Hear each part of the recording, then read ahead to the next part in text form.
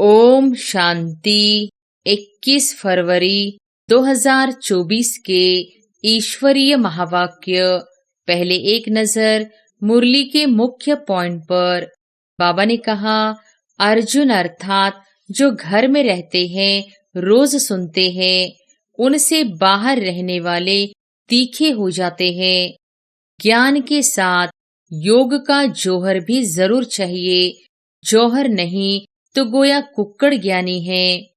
कोई भी मनुष्य मात्र, फिर चाहे दैवी गुण वाला हो या आसुरी गुण वाला हो, उनको भगवान नहीं कह सकते। सीढ़ी पर बहुत अच्छी रीति समझा सकते हो। तुम्हारे ज्ञान के बाण बहुत अच्छे हैं, परंतु उसमें जौहर चाहिए।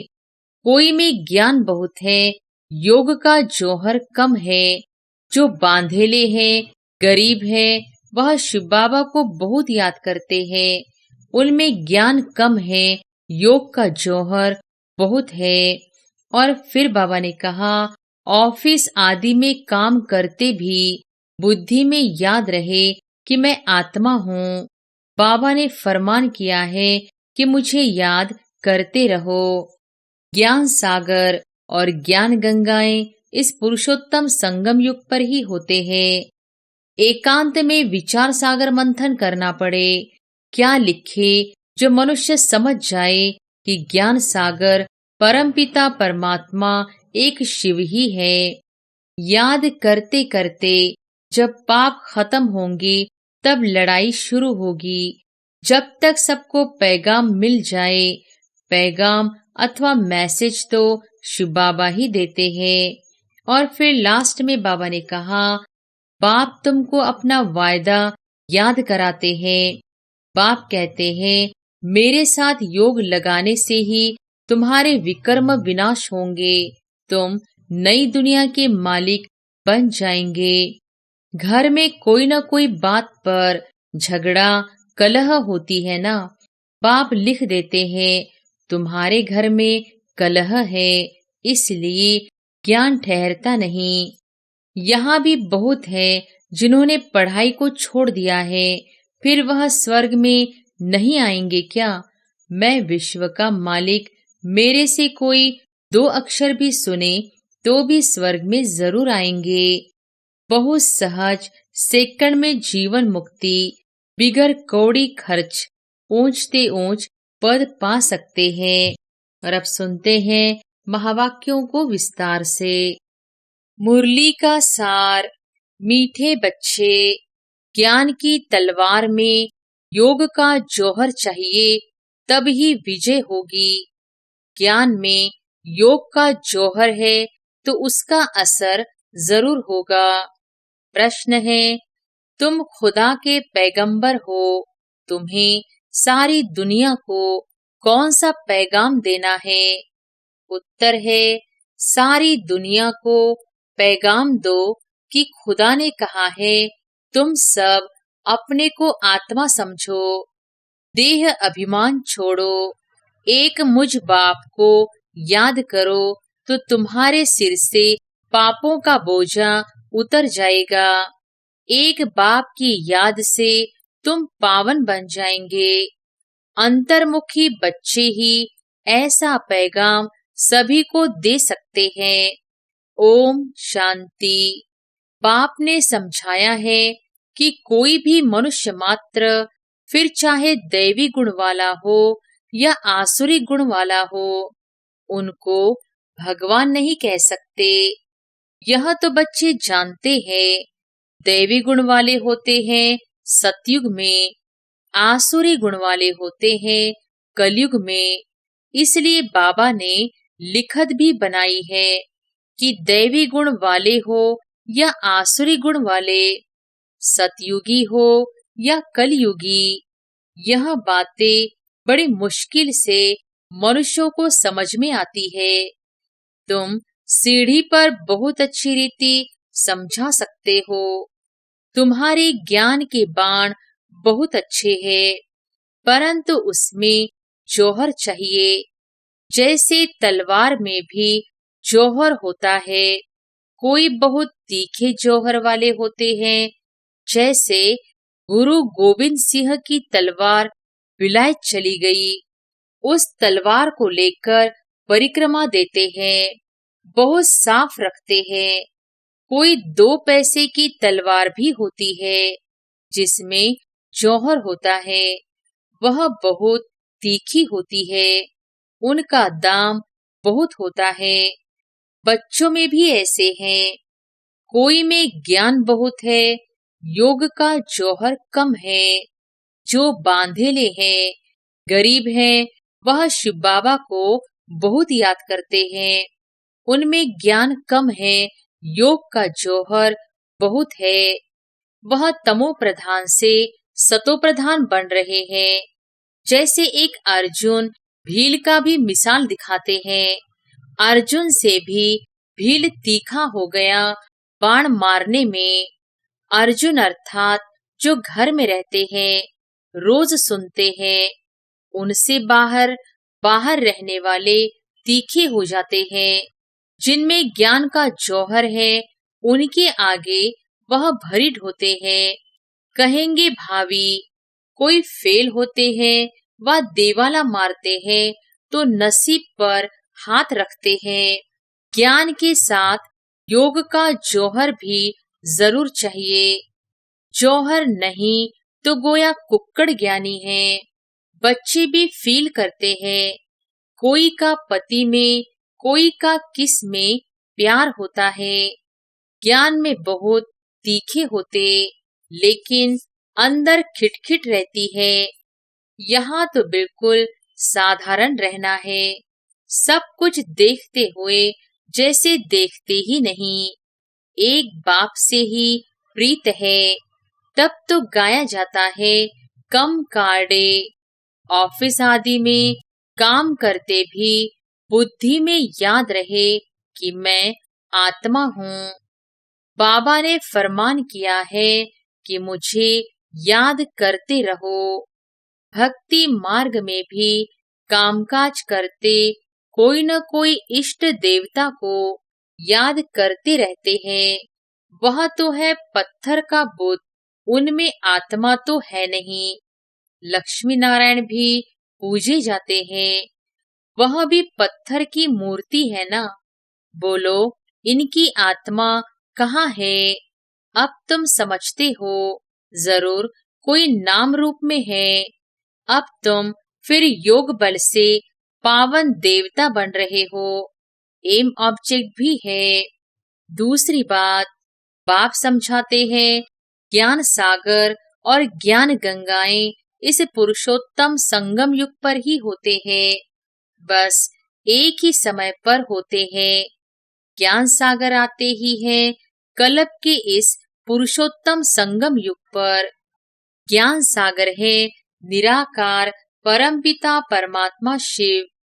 उनको शरीर जरूर चाहिए जो बात भी कर सके, बाकी पानी की तो बात ही नहीं। यह तुमको ज्ञान मिलता ही है संगम युग पर, बाकी सबके पास है भक्ति। भक्ति मार्ग वाले गंगा के पानी को भी पूछते रहते हैं। पतित पावन तो एक ही बाप है, वह आते ही एक बार है। जब पुरानी दुनिया बदलनी है, अब यह किसको समझाने में बुद्धि भी चाहिए। एकांत में विचार सागर मंथन करना पड़े। क्या लिखे जो मनुष्य समझ जाए कि ज्ञान सागर परमपिता परमात्मा एक शिव ही है। वह जब आते हैं, उनके बच्चे जो ब्रह्मा कुमार कुमारियां बनते हैं, वह ज्ञान धारण कर ज्ञान गंगाएं बनते हैं। अनेक ज्ञान गंगाएं हैं जो ज्ञान सुनाते रहते हैं, वही सद्गति कर सकते हैं। पानी में स्नान करने से पावन नहीं बन सकते, ज्ञान होता ही है संगम पर। यह समझाने की युक्ति चाहिए, बड़ा अंतर्मुख चाहिए। शरीर का भान छोड़ अपने को आत्मा समझना है। इस समय कहेंगे हम पुरुषार्थी हैं। याद करते करते जब पाप खत्म होंगे तब लड़ाई शुरू होगी। जब तक सबको पैगाम मिल जाए, पैगाम अथवा मैसेज तो शिव बाबा ही देते हैं। खुदा को पैगंबर कहते हैं ना। तुम सबको यह पैगाम पहुंचाते हो कि अपने को आत्मा समझ परमपिता परमात्मा के साथ योग लगाओ। तो बाप प्रतिज्ञा करते हैं कि तुम्हारे जन्म जन्मांतर के पाप कट जाएंगे। यह तो बाप ब्रह्मा मुख से बैठ समझाते हैं। पानी की गंगा क्या समझाएगी? बेहद का बाप बेहद के बच्चों को समझाते हैं। तुम सतयुग में कितने सुखी संपत्तिवान थे, अभी दुखी कंगाल बन पड़े हो। यह है बेहद की बात। बाकी यह चित्र आदि सब भक्ति मार्ग के है। यह भक्ति मार्ग की सामग्री भी बननी है। शास्त्र पढ़ना, पूजा करना, यह भक्ति है ना। मैं थोड़े ही शास्त्र आदि पढ़ाता हूँ। मैं तो तुम पतितों को पावन बनाने के लिए ज्ञान सुनाता हूँ कि अपने को आत्मा समझो। अभी आत्मा और शरीर दोनों ही पतित हैं। अब बाप को याद करो तो तुम यह देवता बन जाएंगे। देह के सर्व पुराने संबंधियों से ममत्व मिट जाए। गाते भी है, आप आएंगे तो हम और कोई की नहीं सुनेंगे। एक आपसे ही सब संबंध जोड़ेंगे और सब देहधारियों को भूल जाएंगे। अब बाप तुमको अपना वायदा याद कराते हैं। बाप कहते हैं, मेरे साथ योग लगाने से ही तुम्हारे विकर्म विनाश होंगे। तुम नई दुनिया के मालिक बन जाएंगे। यह है एम ऑब्जेक्ट। राजाओं के साथ प्रजा भी जरूर बननी है। राजाओं को दास दासियां भी चाहिए। बाप सब बातें समझाते रहते हैं। अच्छी तरह योग में नहीं रहेंगे, दैवी गुण धारण नहीं करेंगे तो ऊंच पद कैसे पाएंगे? घर में कोई न कोई बात पर झगड़ा कलह होती है ना। बाप लिख देते हैं, तुम्हारे घर में कलह है, इसलिए ज्ञान ठहरता नहीं। बाबा पूछते हैं, स्त्री पुरुष दोनों ठीक चलते हैं? चलन बड़ी अच्छी चाहिए, क्रोध का अंश भी न रहे। अब तो दुनिया में कितना हंगामा और अशांति है। तुम्हारे में बहुत ज्ञान योग में तीखे हो जाएंगे तो और भी बहुत याद करने लग पड़ेंगे। तुम्हारी प्रैक्टिस भी अच्छी हो जाएगी और बुद्धि भी विशाल हो जाएगी। बाबा को छोटे चित्र इतने पसंद नहीं आते हैं। सब बड़े बड़े चित्र हो, बाहर मुख्य स्थानों पर रखो।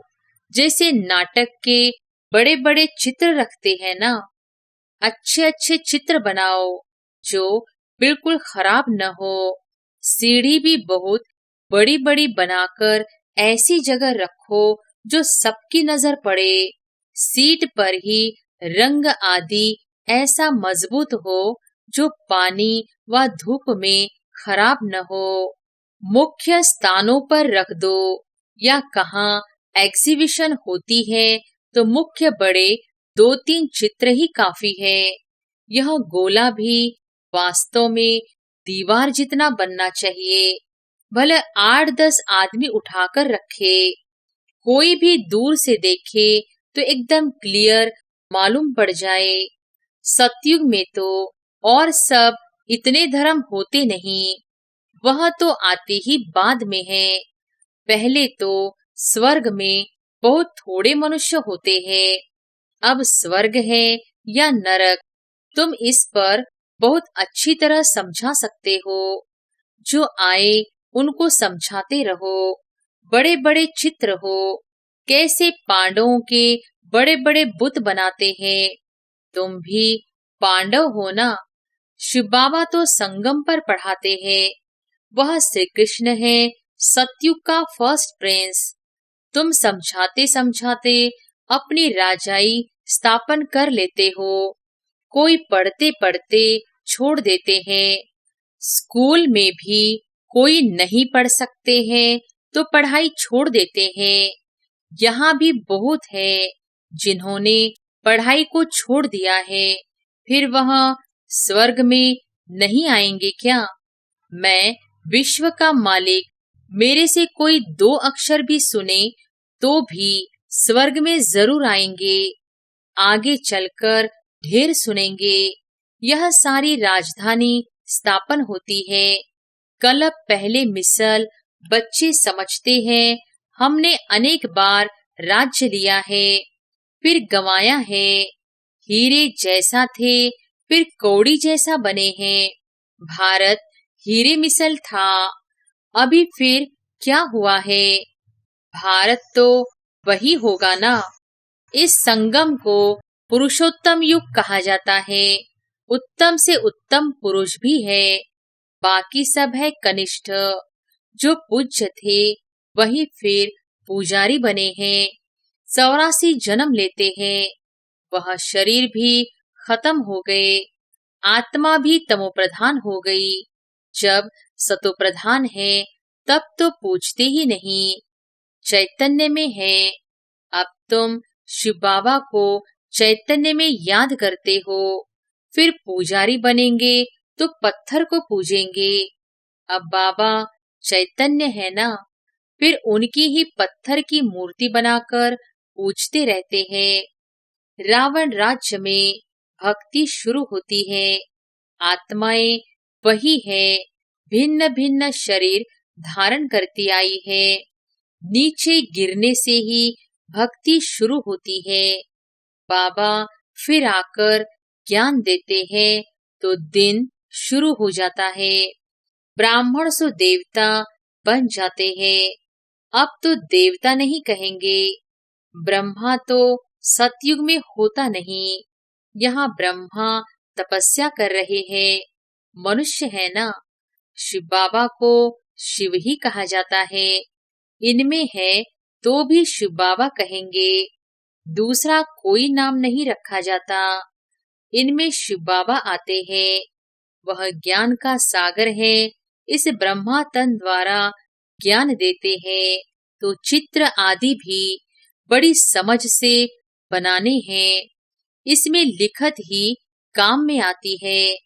पतित पावन पानी का सागर या पानी की नदियां है, वा ज्ञान सागर और उनसे निकली हुई ज्ञान गंगाएं ब्रह्मा कुमार कुमारियां हैं। इनको ही बाप ज्ञान देते हैं। ब्रह्मा द्वारा जो ब्राह्मण बनते हैं वही फिर देवता बनते हैं। विराट रूप का चित्र भी बहुत बड़ा दिखाना है। यह है मुख्य चित्र। बाबा समझाते हैं, मीठे बच्चे, तुम्हें अपनी सिविल बुद्धि बनानी है। जब बाबा देखते हैं कि इनकी क्रिमिनल आई है तो समझ जाते हैं यह चल नहीं सकेंगे। तुम्हारी आत्मा अब त्रिकालदर्शी बनती है। यह कोई विरला समझते हैं, बहुत बुद्धू है, बाप को फारकती दे देते हैं। यह तो बच्चे समझते हैं कि राजधानी स्थापन हो रही है, उसमें सब चाहिए। पिछाड़ी में सब साक्षात्कार होंगे। फर्स्ट क्लास दास दासियां भी बनेंगी। फर्स्ट क्लास दासी कृष्ण की पालना करेगी। बर्तन साफ करने वाली, खाना खिलाने वाली, सफाई करने वाली सब होंगी। यहाँ से ही निकलेंगी। फर्स्ट नंबर वाली जरूर अच्छा पद पाएगी। वह भासना आती है। बाबा को बच्चों से भासना आती है। यह बहुत अच्छी मुरली चलाते हैं, परंतु योग कम है। कोई स्त्री पुरुष से भी तीखी हो जाती है। एक ज्ञान में है, कहते हैं बाबा दूसरा पहिया ठीक नहीं है। एक दो को सावधान करना है। प्रवृत्ति मार्ग है ना, जोड़ी एक जैसी चाहिए, आप समान बनाना है, पिछाड़ी में तुम दुनिया को ही भूल जाएंगे। समझते हो ना कि हम हंस है, यह बगुला है, किसमें कोई अवगुण, किसमें कोई चटा भेटी भी चलती है। मेहनत बहुत है भी बहुत सहज, सेकंड में जीवन मुक्ति, बिगर कौड़ी खर्च ऊंचते ऊंच पद पा सकते हैं। गरीब जो है वह अच्छी सर्विस करते रहते हैं। यहाँ तो पता है ना कि कौन कौन खाली हाथ आए हैं।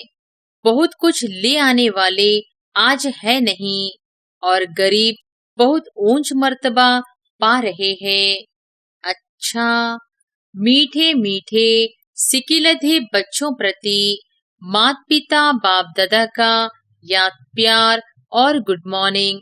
रूहानी बाप की रूहानी बच्चों को नमस्ते। धारणा के लिए मुख्य सार, पहली पॉइंट, ज्ञान तलवार में याद का जौहर भरने के लिए कर्म करते अंतर्मुखी बन अभ्यास करना है कि मैं आत्मा हूँ। मुझे आत्मा को बाप का फरमान है कि निरंतर मुझे याद करो। एक बाप से सच्ची प्रीत रखो। देह और देह के संबंधियों से ममत्व निकाल दो। दूसरी पॉइंट, प्रवृत्ति में रहते एक दो को सावधान कर हंस बन ऊंचा पद लेना है। क्रोध का अंश भी निकाल देना है। अपनी सिविल बुद्धि बनानी है। वरदान है, साक्षी हो, कर्मेंद्रियों से कर्म कराने वाले, कर्तापन के भान से मुक्त अशरीरी भव। साक्षी हो, कर्मेंद्रियों से कर्म कराने वाले, कर्तापन के भान से मुक्त अशरीरी भव। जब चाहो शरीर में आओ और जब चाहो अशरीरी बन जाओ। कोई कर्म करना है तो कर्मेंद्रियों का आधार लो, लेकिन आधार लेने वाली मैं आत्मा हूँ यह नहीं भूले। करने वाली नहीं हूँ, कराने वाली हूँ। जैसे दूसरों से काम कराते हो तो उस समय अपने को अलग समझते हो, वैसे साक्षी हो, कर्मेंद्रियों से कर्म कराओ तो कर्तापन के भान से मुक्त अशरीरी बन जाएंगे। कर्म के बीच बीच में एक दो मिनट भी अशरीरी होने का अभ्यास करो तो लास्ट समय में बहुत मदद मिलेगी। स्लोगन है, विश्व राजन बनना है तो विश्व को सकाश देने वाले बनो। अच्छा, ओम शांति।